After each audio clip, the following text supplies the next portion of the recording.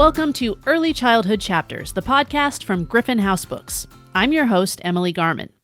Today, we're joined by Kimberly King, the author of Body Safety for Young Children, Empowering Caring Adults.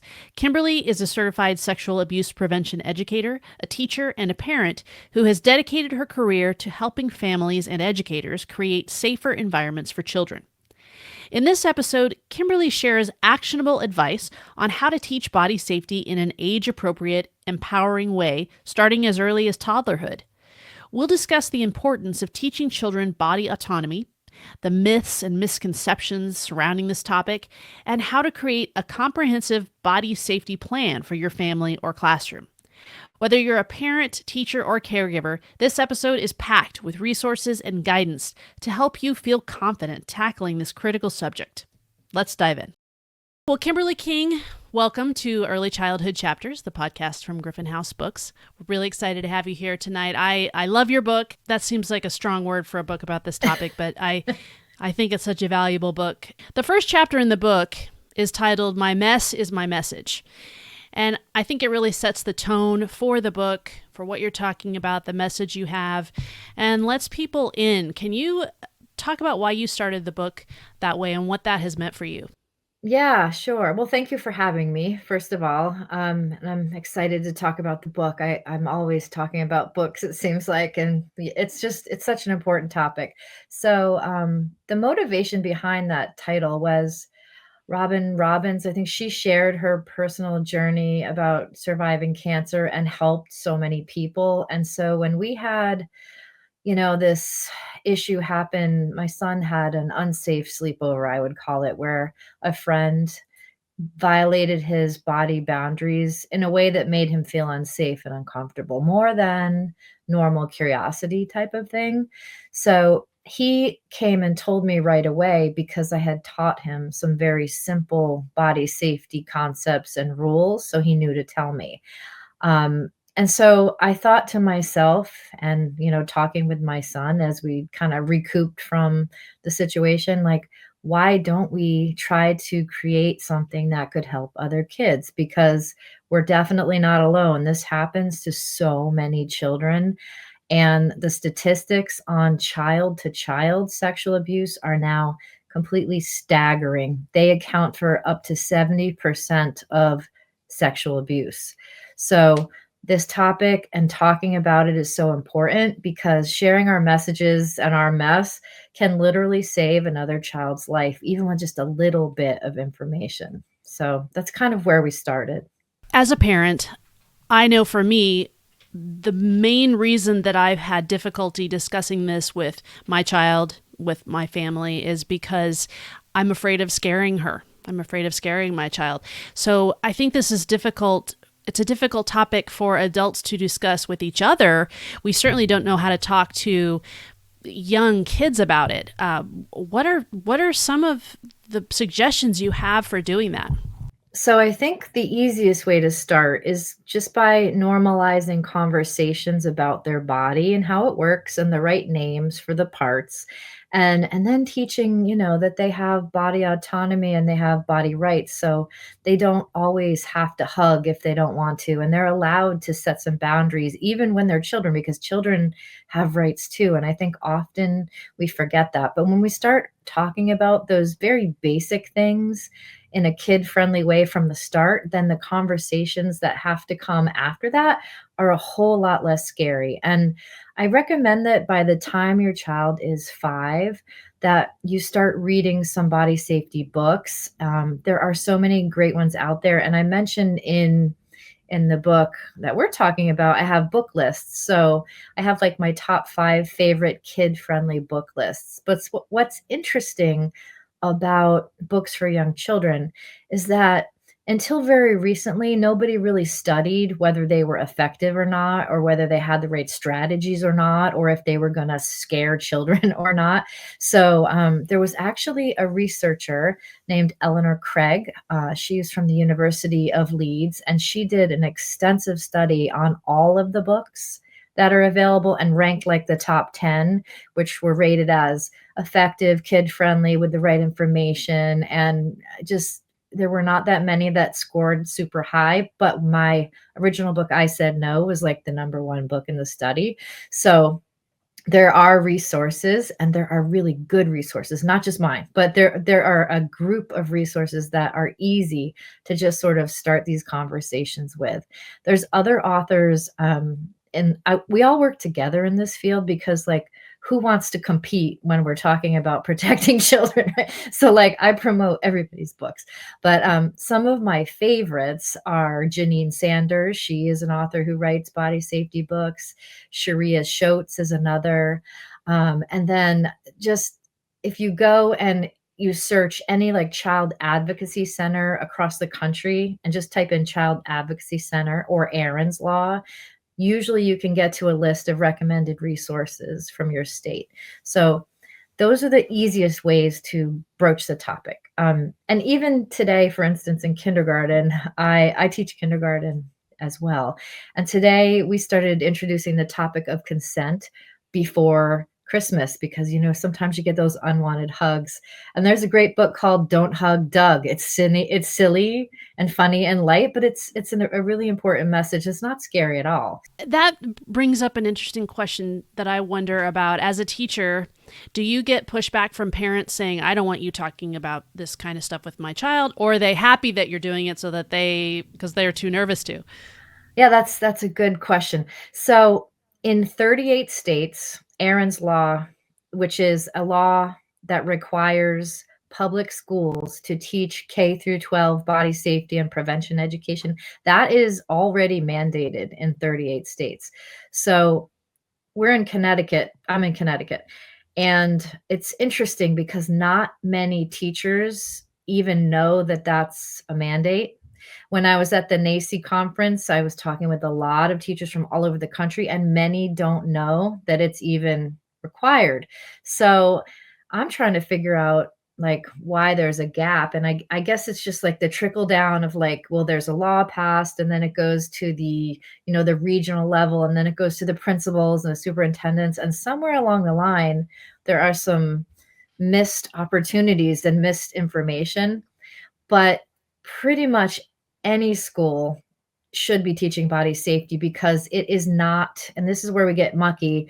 Many schools think that body safety means sex ed. And so, you don't want your 8-year-old learning about sex. That wouldn't be appropriate at school, but maybe at home you do. Like every parent is entitled to teach their children what they need to know when they feel it's appropriate. But at school, there have to be different standards, and every school system sets that differently unless they're covered under the Aaron's Law. So body safety really should be required in every state. It doesn't have to be scary at all because all of these resources we talk about are kid friendly, but there are so many survivors of sexual abuse that are now parents that even the topic can be very triggering to the parent. Even just teaching the correct body terms is something that I hear parents are uncomfortable with. And I think it's important that we have to remember that our kids, they don't have any attachment to the words. They don't have any reference point that it would be scary or not scary. So it's easy to start early and just take it gradually, take it slowly. It can happen organically as you're like giving your child a bath, and you're introducing the topics of the names, or making a song about body safety, or asking them, do they need privacy, things like that. It just can happen very gradually, so it doesn't have to be scary.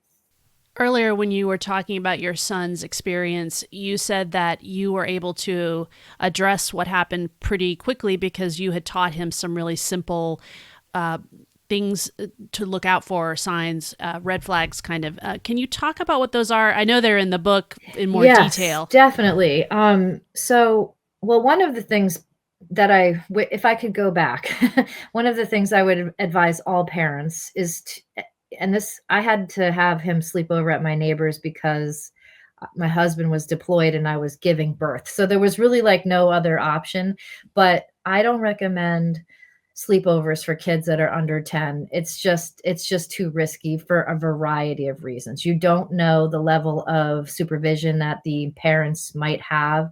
Even though you see them at the bus stop or you're friendly, you don't know what goes on behind closed doors. You don't know if there's an older brother, if there's cousins visiting. You don't know if there's guns in the house. You just don't know. So just wanted to say that first. But I had taught my kids that just a very simple thing. If anybody ever tries to touch your private parts, just say no and tell mom right away. So that was really it. So they knew the names of the words and they knew to tell. I also mentioned that this type of thing is never their fault. So they wouldn't be like ashamed to tell. So he told right away, which was great. And then because of that, I was able to, talk with the mom about what happened. And she kind of denied everything. But then years later, we found out that her, at the time, 6-year-old was being abused by somebody at church. So it just doesn't happen in isolation. It's not like a 6-year-old just comes up with these things unless something they've been exposed to something or they've seen something on TV or the internet or something might be happening with them. So a simple rule like, learning your body parts and your private part rules that can really help, especially with this child to child sexual abuse. Knowing the rules and like reading the book I Said No and all of that. If you don't take steps to reduce the risk to your children and they are up against a adult predator, some of these things are not going to help. But that's where the parent really needs to come in and, make sure when we're hiring our babysitters, we're doing background checks, we're asking questions, we're getting references, we're, popping back in to check. We're doing all the extra things and becoming very familiar with what grooming looks like so that you're not a victim of grooming because groomers, they start with the parents first. They try to make you comfortable. It's not always like it's a very, and we talk about this one of the chapters. I think I have different methods of grooming, like what they are, what they look like, and how to identify it. So that's a really important chapter, I think, for parents and just like reducing the risk to your child. And you talk about too, it's not the man in the white van, which, when I was growing up, that was what everybody, this mythical man in the white van, with who's going to offer you puppies and candy was the thing. And no one ever talked about family members or people at church or anything like that. Right. Yeah. And it's so interesting. Like, I mean, that man in the white van is so rare. It can happen, but it's very rare. So it's important to address that part of it. Yes. Like, but that part of it is truly terrifying. And then we didn't even talk about family members. We didn't even talk about teachers. There are so many things we still don't talk about. Sibling sexual abuse is a very serious problem. And also female predators, they go under the wire frequently because women are judged as like more nurturing. And so like some of the behavior we see from women, we might just write off as, oh, they're just being maternal or what have you. So that's why this book is so important because I share some of those survivor stories in the book. And one of them is a story of my friend Sharia, who's a body safety author and founder of a nonprofit, Buddy Speaks. And her son was abused by their nanny, who they loved, who she lived with them for years. She groomed her to be like, the nanny became irreplaceable. Like they couldn't live without the nanny.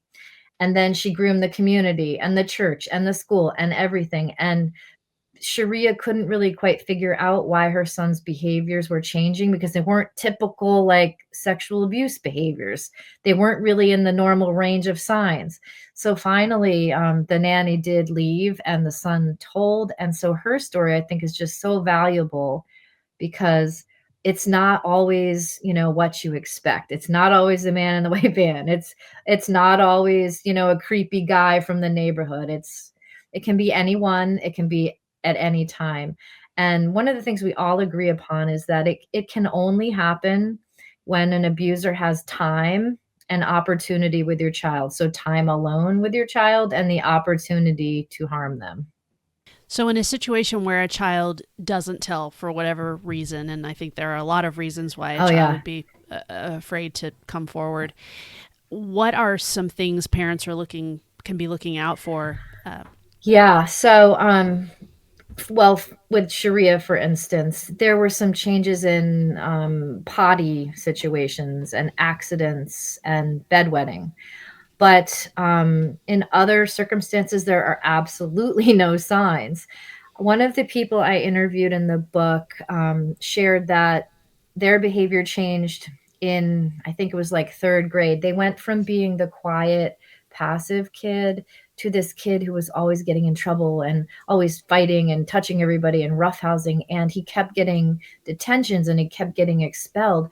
And nobody ever asked him, "Are you okay? Like, is something happening? What's going on?" So I always advise parents that I work with that, whatever the behavior change is or the signs, like it's still okay to ask, and remind a child that if anything has ever happened to them, like it's never too late to tell and it's never their fault. And so, having those conversations early, reading these books and, bringing this to like the front and center so that if God forbid anything does happen, hopefully it's minor and the child tells right away instead of like suffering an entire lifelong, event with a family member or a church member or a teacher or what have you.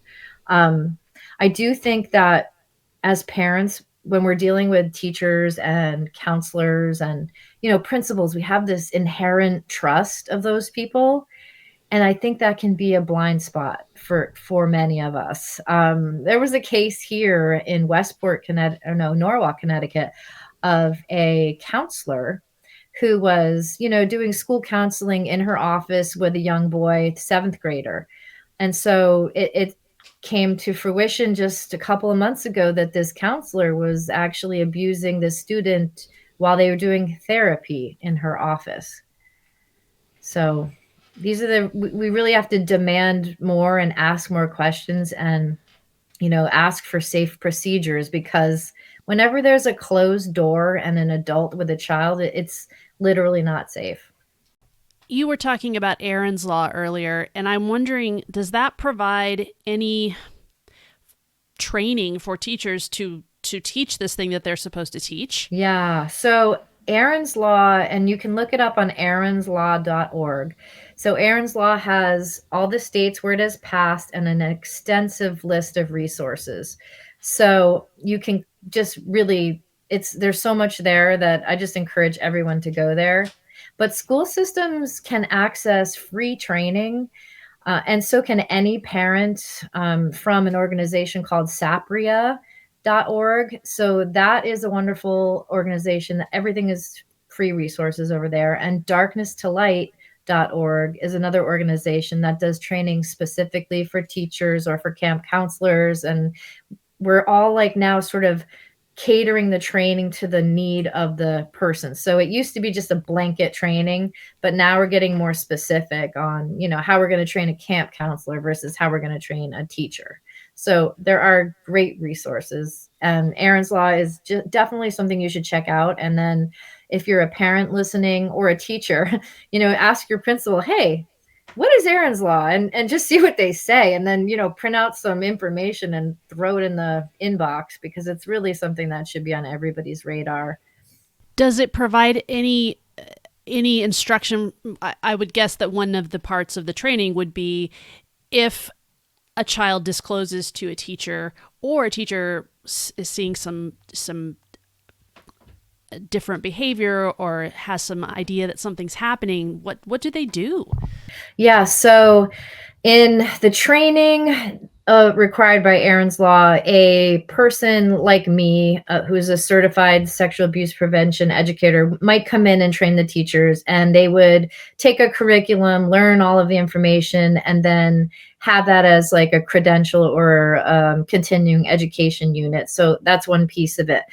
We do train them on what to look for, what the signs might be, and then how to be a safe adult and report immediately. So any teacher is a mandated reporter, which means that if they receive a disclosure, they have to take immediate steps through the chain of command to get that recorded. So it depends on what state you're in and what school you're in, and like what that chain of command looks like is not exactly the same for everybody. But there should be a sexual abuse prevention policy at every school, and there should be training at every school on what to do if that is something that happens to you when you're teaching. So this actually happened to me my first year of teaching when I think I was 24 years old, and we were 3 weeks in, and I got a report. I talk about this in the book, I think. I got a little girl kept coming up to me.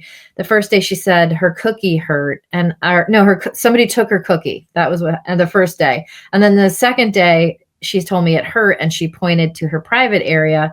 And so I had missed it for a day because I didn't know that I didn't know that was a slang term. So and I was brand new, and I was like, oh my God, what? And I like just ran down to the office and got the nurse. I don't know if that was right, but that's all I just went for immediate help. So even if you don't know the procedure, I would recommend just going to the principal or your school nurse like immediately.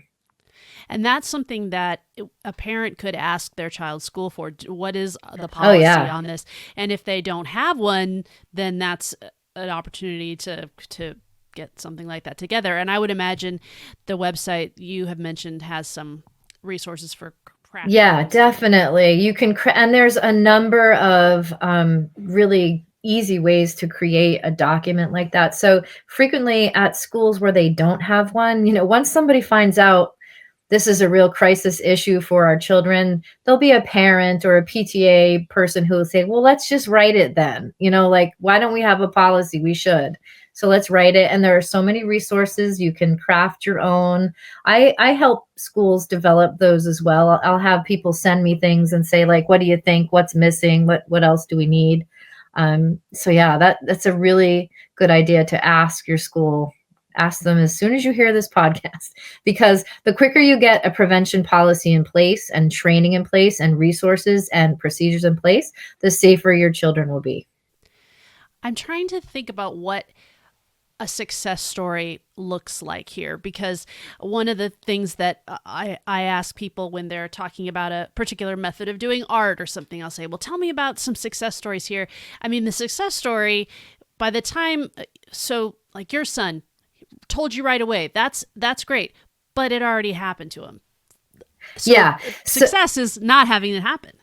yeah, exactly. But for my son, he had what I would call a boundary cross, like, which with children, depending on the language used, kids are curious. Lots of kids will spend a whole lot of time playing doctor and looking at each other's parts and things like that. And, you know, it's relatively normal in the frame of just like nobody is pressuring anybody. There's no threats. It's just we're being curious. So we just got over the line of curiosity with this situation that I'm talking about. And so because he told the first time it happened, it never happened again. But when your children don't tell and they don't know that it's even not okay and they don't understand the rules or the concepts, then it will keep happening. And then it can really affect them down the line. And they can take that behavior and repeat it on other children. So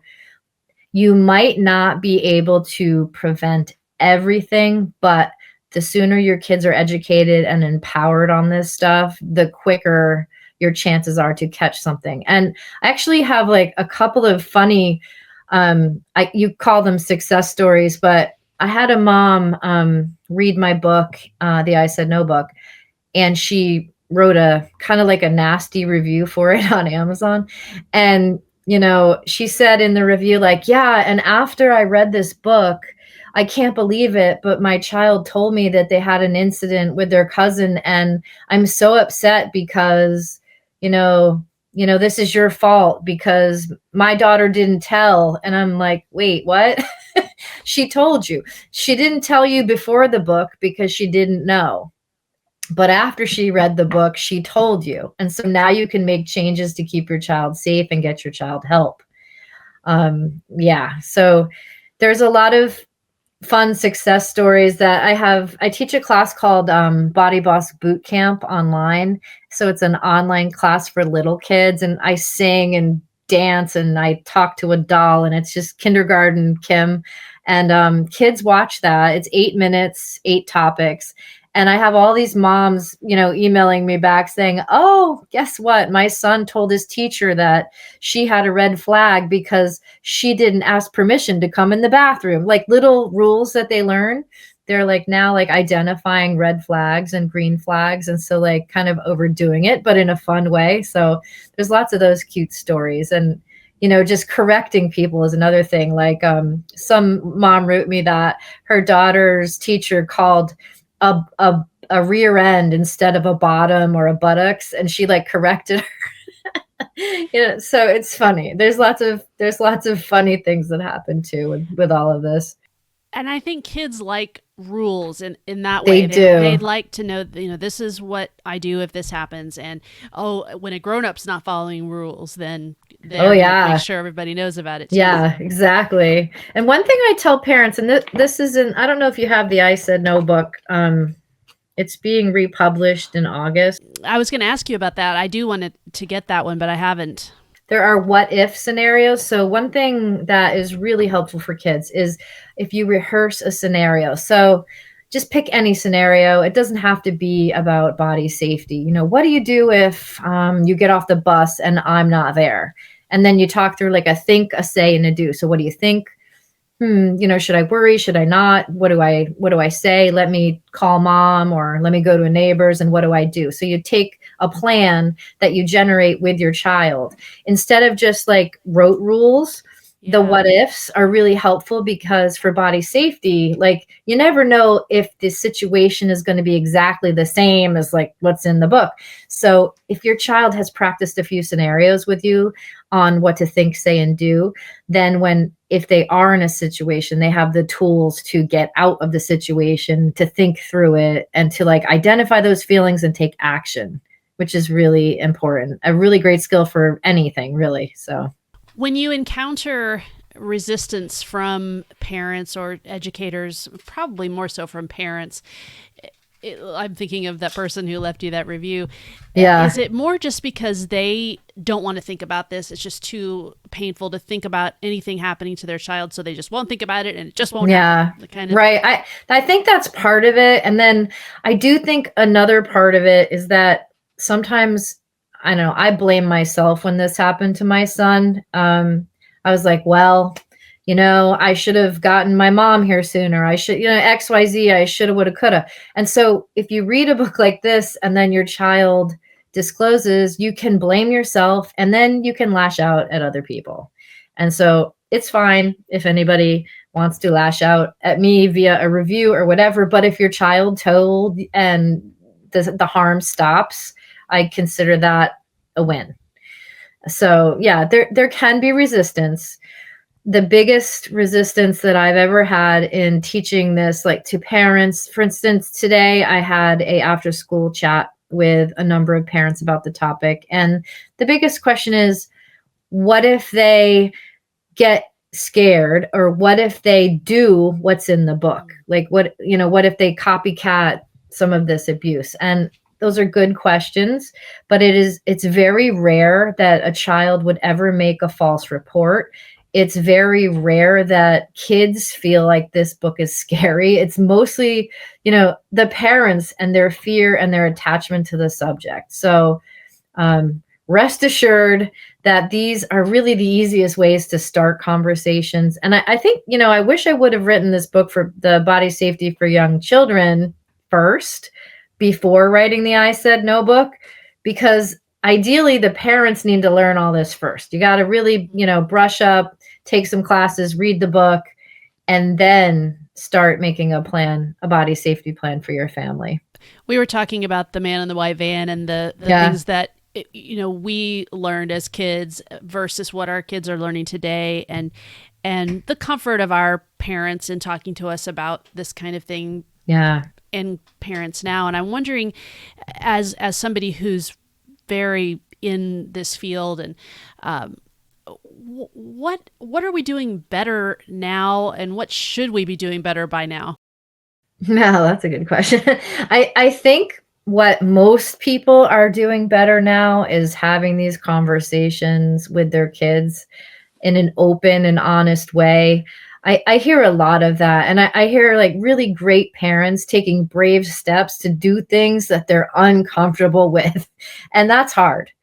So, it's an awkward topic for many. And there are so many people who just put down their fear and just talk about it anyway and just get it started. And then they find that this is easier because they've opened the door to their children.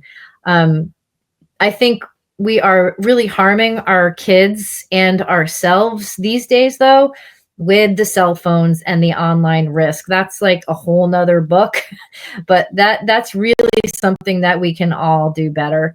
In the past, I mean, I'm 54. My mother and father didn't mention to me a thing about my body, my period, nothing. And I went to college completely unprepared. I didn't know about consent. I didn't know about sex. I didn't know about drinking. It was just like sending me to the wolves. And that is, I think, the biggest mistake of my parents, maybe your parents' generation, is just assuming that we'll figure it out and that it's going to be safe. And if we don't figure it out, we'll be fine. That's just not the case.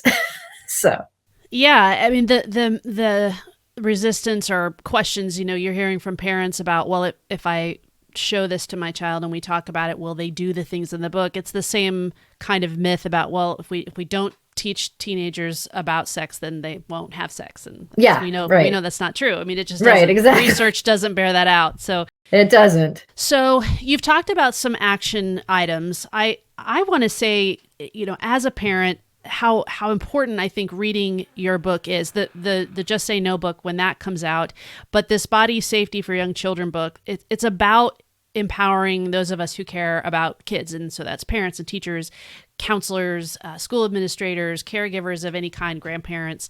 And it really does give you a blueprint for having those conversations, understanding what to look for. You do feel empowered. I read the book. It's not anything that we want to talk about or that we want to think about or deal with. But when you read it, you feel, okay, I can do this. We can do this. Yeah. Thank you for saying that. That was the goal. I wanted it to be just like me talking like myself, as if I was just talking to my girlfriend about, like, here's what you got to do. Yeah, that's what you did. Yeah, and also like to give people the tools. Like, you might not have the words for this conversation, so here's a script. You might not have the research on it, so here's a link. Just putting it all together in one place, because you can go and listen to all these podcasts, well, especially this one, but you can go listen to podcasts and you can read books and you can like research articles, and there isn't really a book like this that puts all of it together. And one of the things that I wanted to happen out of this book was I wanted parents and teachers to start talking together, because think about it. Once your child goes to school, your child is with the teacher and at the school like 70% of the day. So when parents and teachers get on the same page on this topic and even work together and share resources and make plans, it multiplies that safety effect. And so that's what I'm really wanting, because I think when that starts happening, we can put an end to this child sexual abuse. I mean, it's been declared an epidemic. I just went to Johns Hopkins Center for Public Health and spoke on a panel about the book, and how even, academia is declaring this just a crisis. And now with the online threat, we have to pool our resources and work together. So like, the time is now for parents and teachers to really get together and push through the fear and just empower the school, the community, the family, and the kids.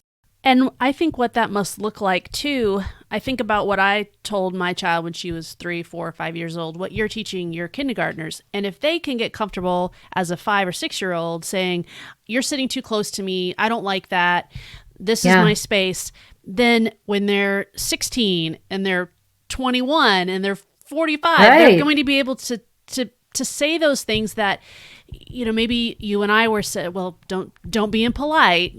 Yeah. And They'll be able to don't say, disrespect an adult. yeah, I don't like that. Stop. And to just give them the power to say that in everyday situations. Maybe their classmates sitting too close to them at the table and they Yeah. don't like it, but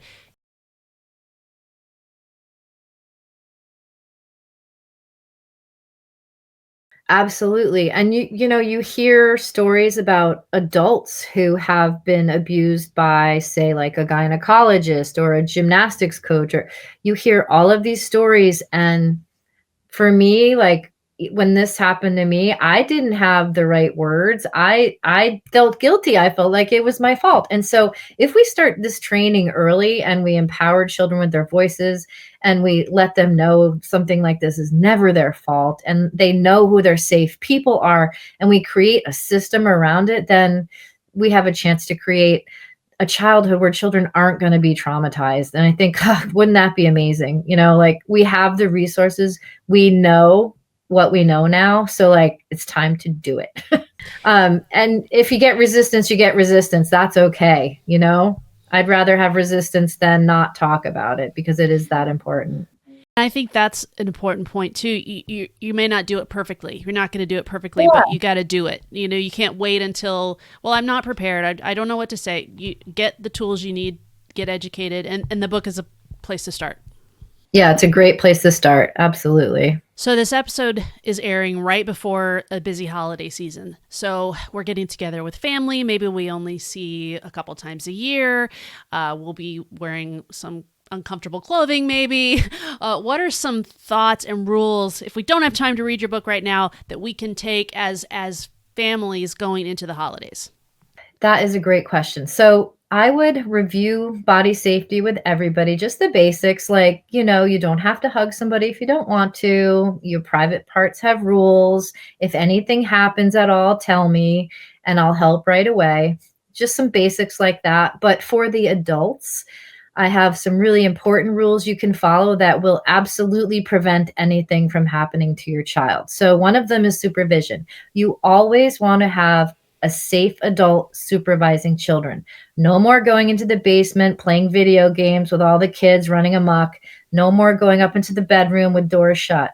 Everybody's got to be in an observable area where you can see what's going on at all times. Just doing that one thing will drastically reduce the chance that anything will happen. I had a student who came back to me after Christmas break, and the mom said, "Hey, Miss King, I want to talk. We had a red flag." And they had read the book. I said no.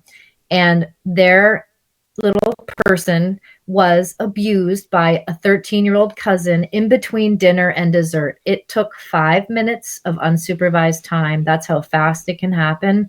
So one thing you can do is just not let that happen. You have to be able to observe all of your kids all the time, because we just don't know what our other cousins are up to, what they've been doing online, what are they, we don't know. And kids now are accessing pornography and can reenact it in 5 seconds on a younger sibling. And the next thing you know, it's a disaster. So doing that. And then the safe adults that are monitoring the children, no alcohol, no substances. We want to be clear-headed and supervising. Those two things will drastically reduce the risk. And of course, have fun. But, like, I don't mean to sound all like, oh my God, but imagine if you're just watching your kids and keeping an eye, that's going to protect them. You mentioned too, one of those big rules for the kids is, if anything happens, tell me right away and I'll help. What does a parent say? How does a parent respond? So that in that story, because it was so traumatic, they left the house and they went to the hotel, and they tried to have conversations about it later, the adults, but the immediate focus was getting the child who was hurt to safety. That's really the most important thing. And telling that child, if they report something like that to you, that you believe them, thank them for telling, and let's go to a safe place where we can all feel more safe. That's going to ruin Christmas, but Christmas is already ruined if something like that happens. So we don't need to pretend to make nice. If something like this happens, safety, tell the child you believe them, thank them, and then move. I've heard so many stories like this, especially over the holidays, because it's like the mixing of multi-age kids and like, nobody's really watching anybody, but we think we are watching everybody. And are we doing a head count? Do we know who's in the bath? It's just like open doors and supervision. Really important. As we're talking about the holidays, I think this makes your book, Body Safety for Young Children, makes a really good gift for teachers. I ordered it for some of the teachers at my school. I hope they'll pass it around. Great. Because they don't need another coffee mug. I know. It's so true. I mean, so at my school, my principal she looked at the book today and she was like, I'm going to buy one for everybody. This is so important. I'm like, great. I mean, I didn't even have to talk to her about it. She just read the preface and she's like, we got to get these in the school. So it's a great gift. It's the gift of safety. I mean, and it's not scary, even though many people think the topic is scary. It's truly not when you take it just kind of at a slow pace, chapter by chapter, page by page. You can get through it and you'll feel so much better that you did. You'll have tools. That's how I feel about it. I have tools now to be proactive and protect my child. That's what exactly we all want. So. Yeah. And this topic grows with children. So this book we're talking about is really for the 3 to 8-year-old child.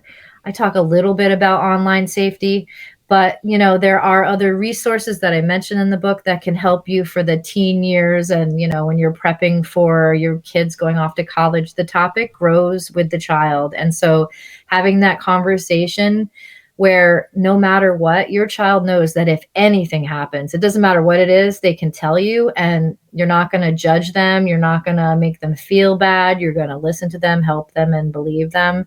That's golden. I mean, that will help you in so many situations, not just this one.